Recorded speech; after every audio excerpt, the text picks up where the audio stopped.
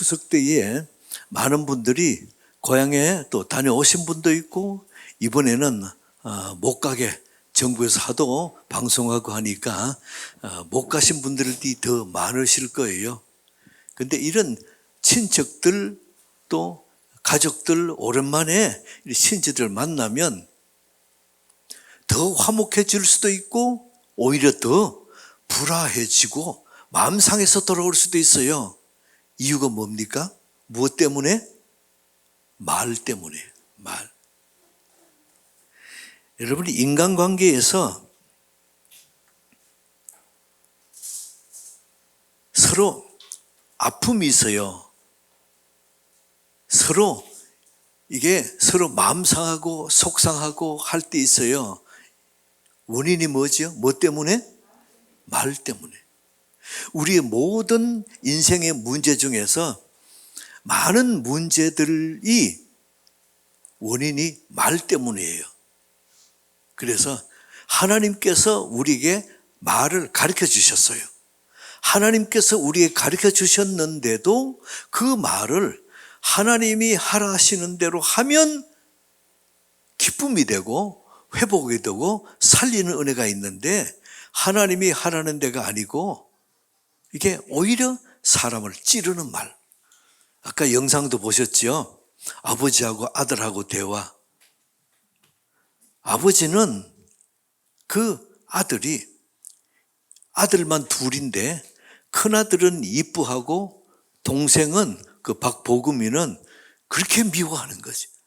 말할 때마다 찌르는 말과 책망과 나중에는 이게 손찌검까지 하는 그런 모습을 보면서 그 아들이 마음이 어떨까요? 여러분이 다른 매로 맞은 거는 잊어버리기가 쉬워요. 그런데 말로 찌르는 상처는 얼마 갈까요? 저를 따라봅시다. 평생 간다. 말로서 날카롭게 찌르는 그거 면도날처럼 가슴을 째는 그 말은 평생 가요. 그래서 그 아버지하고 아들하고 그렇게 아들이 아버지에게 하지만 아버지 이길 수가 없잖아요. 그러니까 밖에 뛰쳐나와가지고 트럭 그 차에 핸들에 엎드려가지고 그렇게 우는 겁니다. 그 다음에 영상 엄마하고 딸하고의 말들 한번 보세요. 엄마가 틀린 말 아니에요. 맞은 말이에요. 맞는 말이에요. 그런데 맞는 말인데도 찌르는 말을 한 거지. 가슴을 찌르는 말 할 때는 그 딸이 얼마나 마음이 아픈지 그냥 우는 거예요. 엎드려 우는 거예요. 이게 저는 그 영상을 드라마를 보면서 청춘 기록이라는, 근데 요즘에 언어들 말이 굉장히 이게 청년들의 젊은이들의 말을 아주 신선한 말들을 사용해서 이제 사모하고 열심히 그 프로는 일주일에 딱 한 번 봅니다. 같이 봐요. 보면서 서로 얘기하는 거죠. 그 말에 대해서, 진행에 대해서.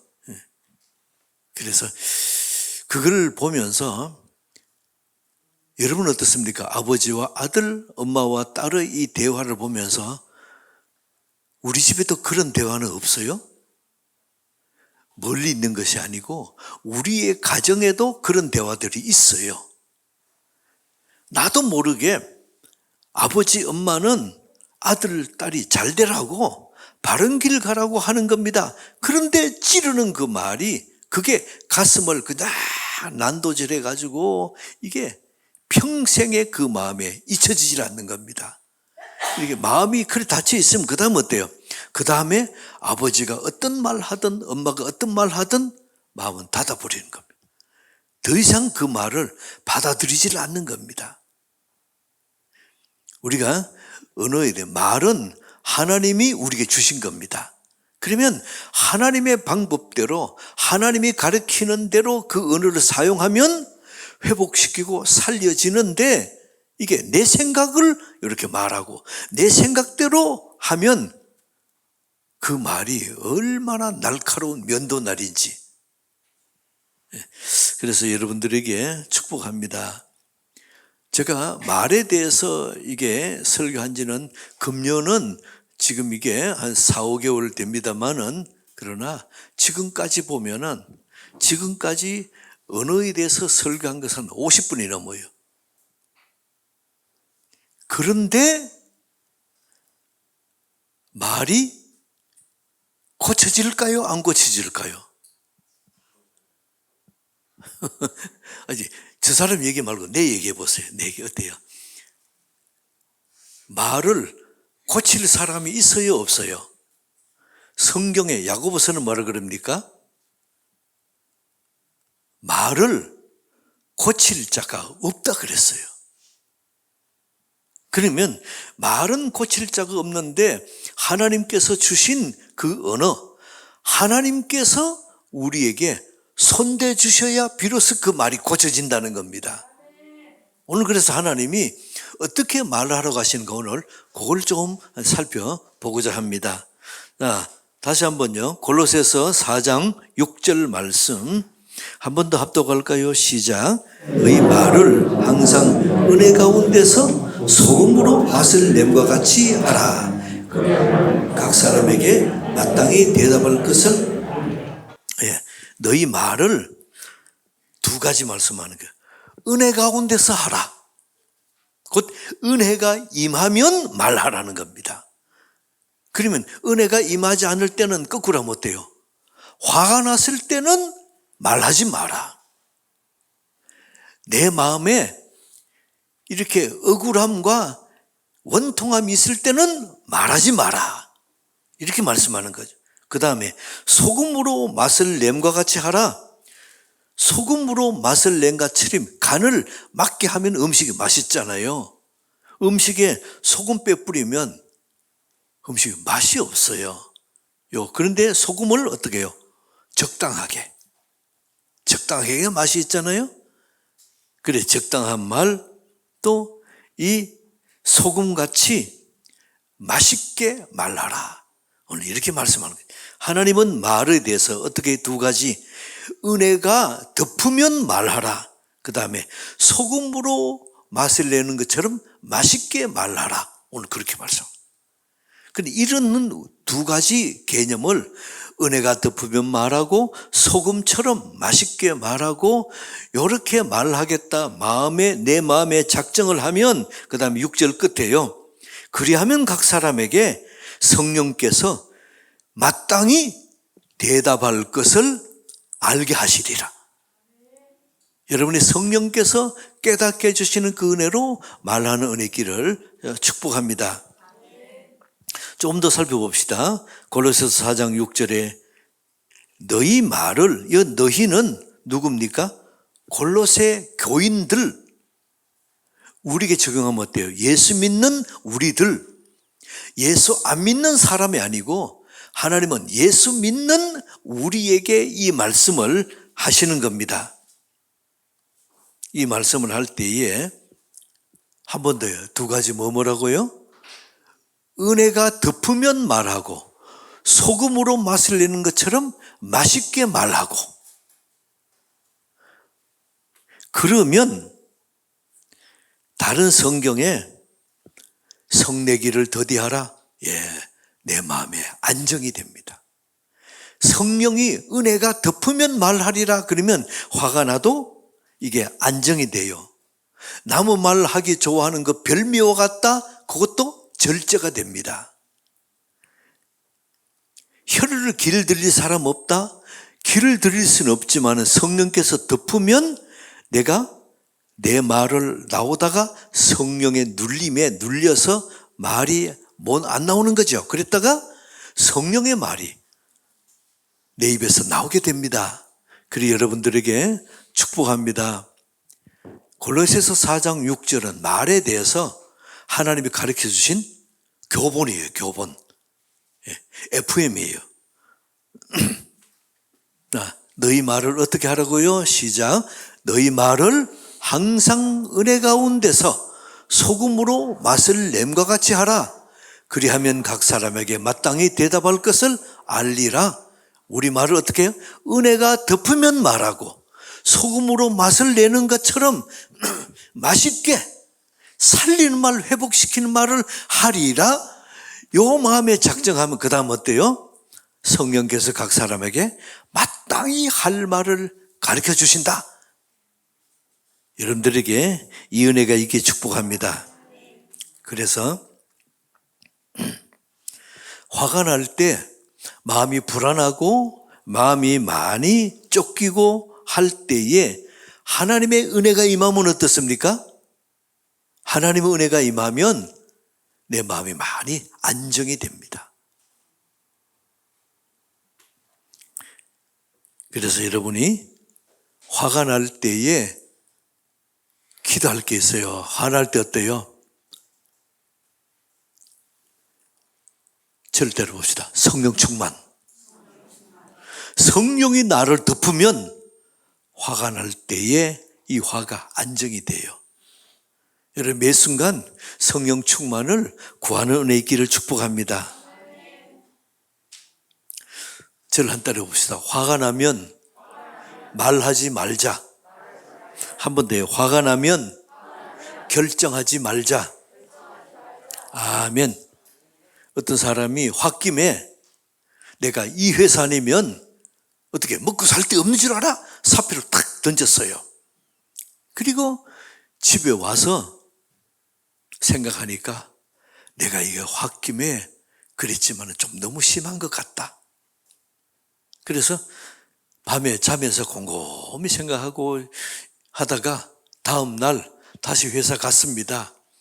가서 인사권자에게 말했습니다. 제가 어제 너무 이렇게 조급했고 속이 좁아가지고 그랬습니다. 죄송합니다. 그래 그분이 그래요.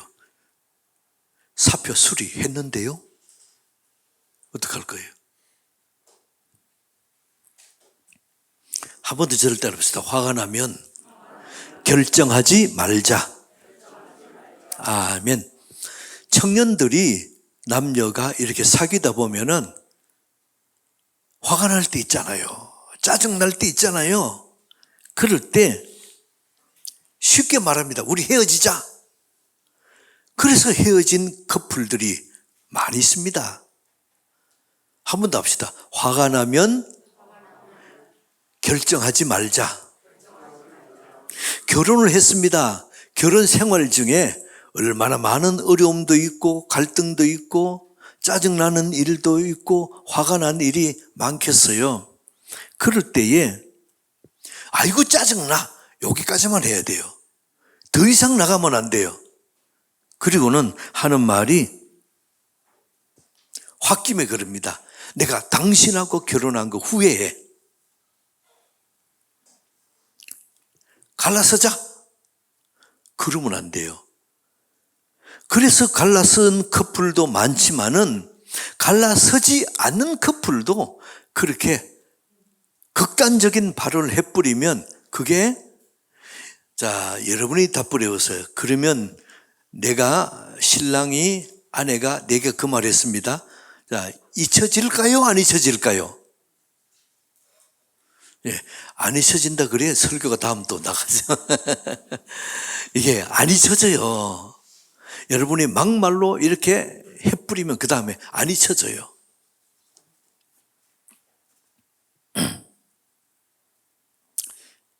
그래서 여러분이 홧김에 가정이 깨어지고 홧김에 10년 다니던 회사가 깨어지고 사표 내고 그런 경우들이 많이 있어요.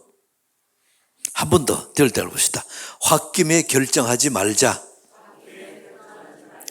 은혜가 임할 때 말하자. 오늘 하나님이 우리 가르쳐 주신 말에 대한 기준이에요. 기준. 그 다음에 골로새서 4장 6절에 중간에 보세요. 소금으로 맛을 냄과 같이 하라. 소금으로 맛을 냄과 같이 하라. 소금을 안 넣으면 맛이 없어요. 소금을 그렇다고 많이 넣으면 어때요? 쓰잖아요. 소금을 적게 넣으면 싱겁고 많이 넣으면 쓰고 적당히 넣으면 맛이 있고. 여러분들에게 소금을 적당히 넣는 은혜 있기 바랍니다. 자, 절대 봅시다. 말을 적당히 하는 은혜 있기 바랍니다. 이게 소금으로 맛을 내는 것 같이. 자, 적당히라는 것이 그럼 기준이 뭡니까? 잠언 18장 2절에 보면 자기 의사를 드러내기만 한다, 이렇게 말씀합니다. 적당이라는 것은 말의 양을 적당하게, 말의 질을 적당하게, 이 두 가지를 생각할 수 있어요. 말의 양을 적당하게. 자, 예를 들어 봅시다. 순모임 하는데 5명이 모였어요. 시간은 50분간입니다. 그러면 한 사람당 얘기할 수 있는 시간이 몇 분이에요? 10분이죠? 근데 10분인데 문제가 5문제라. 그럼 어때요? 한 문제당 어때요? 10 나누기 5문제 5 하면 몇 분이에요? 2분. 한 사람이 한 문제당 답할 수 있는 시간이 2분이에요. 그때 또 끝나고 기도 시간도 있으니까 그 시간 빼고 하면 한 문제당 내가 말할 시간은 1분 30초. 이게 내가 할 말 시간이에요. 이게 적당한 시간이에요. 근데 어떤 사람이 그게 좀 주책 없다고 해야 돼요. 주책 없이 그 문제를 얘기하면서 10분 동안 얘기를 해버려요. 그럼 어떻게 돼요?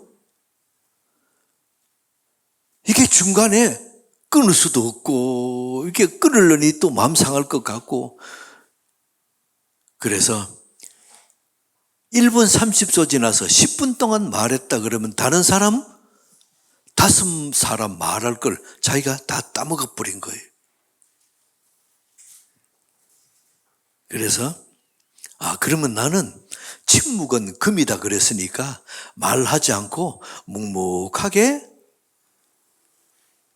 지켜보고 있으리라. 그것도 아니에요.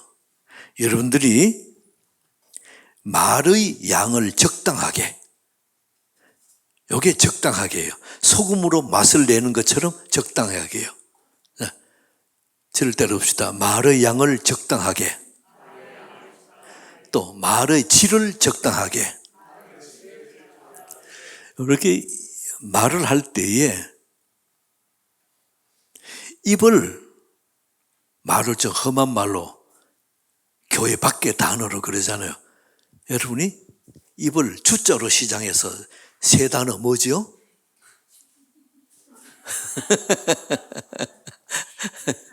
쉽게 그런 거예요. 그런 단어를 막 쓰는 거죠.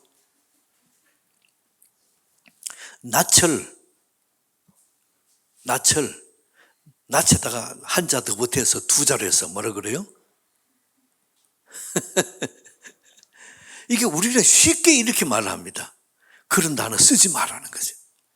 여러분, 특별히 교역자들은, 목사, 전도사 이런 분들 앞에서 말씀을 전하는 분들은 말의 요게 양과 질이 더 한정됩니다. 서로 친근감을 드러내려고 강단비서 서로가 흠없이 했던 그 말을 그냥 강대상에서 마이크 대고 그냥 그런 말을 쓰면 그 다음 어떻게 될까요? 여러분이 그 자리에 교회에 처음 오신 분들이나 아직까지 교회에 많이 이렇게 적응이 안 된 분들이 와보면 목사님 말이 참 거치네, 우리하고 똑같네, 그렇게 되면 어때요? 그 목사님 말을 귀를 막아버리고 인격적으로 존경이 안 돼요.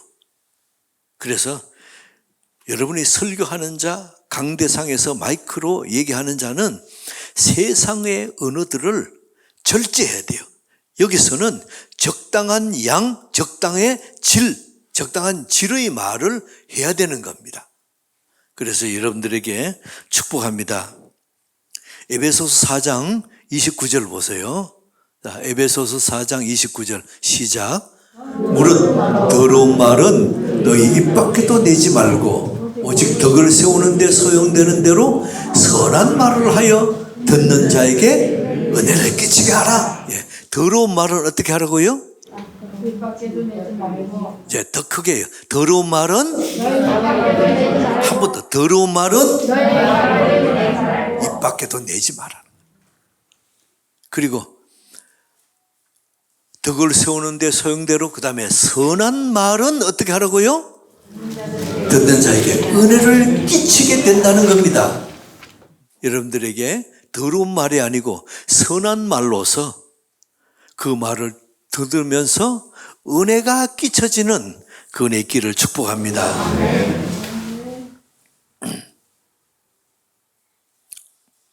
자, 마지막 교환 봅시다. 3번에 경우에 합당한 말 그랬죠? 경우에 합당한 말. 잠언 15장 23절. 잠언 15장 23절 시작. 사람은 그 입의 대답으로 말미암아 기쁨을 얻나니 때에 맞는 말이라 나오죠. 하나님이 말씀하시는 때에 맞는 말, 그 때에 꼭 맞는 말을 툭툭 던져. 대화하다 보면 때에 맞는 말을 잘하는 사람이 있어요. 그 사람 말을 어때요? 참 말이 아름답다. 절대로 참 말이 저를 해보다 해보세요. 참 말이 맛있다. 이렇게 말해요. 참 말이 맛있다. 때에 맞는 말. 자, 잠은 이거를 여러분들이 사회적으로는 때에 맞는 말을 하면 어때요? 참 저분은 눈치 빠르다. 그러죠? 근데 성경에는 뭐라고 말씀합니까? 때에 맞는 말.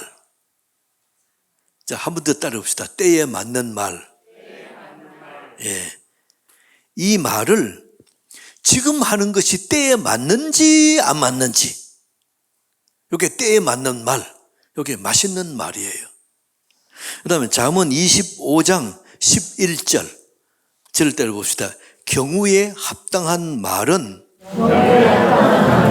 아로 새긴 은쟁반에 금사과니라. 여기는 경우에 합당한 말이라고 합니다. 경우에 합당한 말은 은쟁반에 금사과. 예. 그때는 금보다 더 은이 더 비싸다 그랬죠. 그래서 은쟁반에 금사과다 이런 거예요. 여러분이 경우에 합당한 말, 이거를 지금 우리의 시대의 말로 하면, 자, 경우에 합당한 말은 다른 말로 뭘까요? 절대로 봅시다. 맛있는 말. 한 번 더, 맛있는 말. 그 환경에 맞는 말, 아름다운 말이에요. 경우에 합당한 말이 무슨 말이라고요? 맛있는 말. 네. 아름다운 말. 한 번 더 따라해 봅시다. 맛있는 말. 아름다운 말. 자, 정리해 봅시다. 교환 봅시다. 말을 어떻게 하라고요? 은혜 가운데 말하라. 은혜가 덮으면 말하라. 그 다음에 말을 어떻게 하라고요? 예, 소금으로 만냄과 같이 맛있게 말하라는 거예요. 그 다음에 경우에 합당한 말, 아름다운 말 하라는 겁니다. 하나님이 가르쳐 주신, 하나님이 말을 주시고 이 말을 이렇게 사용하라고 가르쳐 주신 말의 지침이 뭐라고요? 1번 시작. 은혜 가운데 말하라. 2번 소금으로 만냄과 같이 말하라. 3번 경우에 합당한 말하라. 이게 하나님이 가르쳐 주신 말의 원리예요. 원리. 여러분들이 이 세 가지를 자, 은혜 가운데 말하라, 소금으로 만난 것 같이 말하라, 경우에 합당한 말, 여러분의 말로 한 단어로 줄여보세요. 한 단어로. 뭐라 그러겠습니까? 저를 때려봅시다. 나는 말을 맛있게 하리라. 맛있는 말이 이게 뭔가 하면 살리는 말이고 회복시키는 말이고 그 사람의 심령을 다시 이렇게 세워져서 우리 주님 앞에 귀하게 쓰임받는 그 말의 열매를 먹고 사는 사람들의 말이에요. 자, 저를 따라서 한번 더 해봅시다. 우리 큰 소리로 나는 말을 맛있게 하리라. 한 번 더 시작. 나는 말을 맛있게 하리라. 한 번 더 시작. 나는 말을 맛있게 하리라. 아멘.